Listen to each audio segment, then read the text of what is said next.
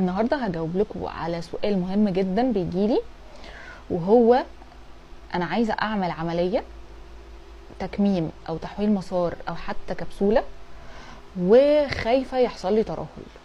فالاحسن ان انا الجا لموضوع العمليات ده ولا امشي في الطريق الطويل بتاع التمرين والدايت؟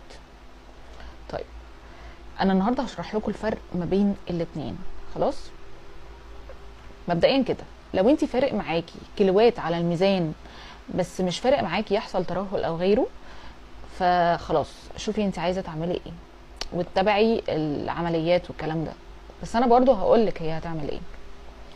اما بقى لو انت فارق معاكي شكل جسمك بره وجوه، لا ركزي معايا كويس جدا.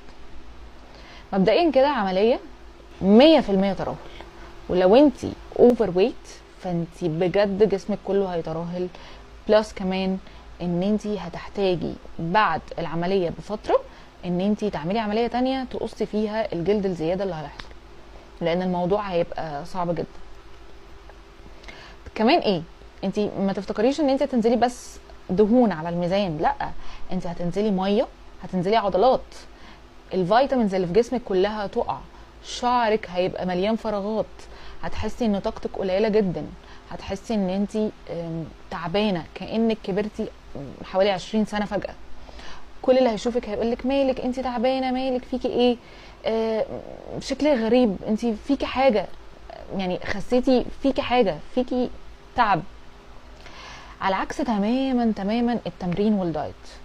التمرين والدايت طريق طويل شويه، ولكن انت بتستثمري في صحتك. انت حرفيا كل تمرينه هتعمليها وكل وزن هتشليه وكل مجهود هتبذليه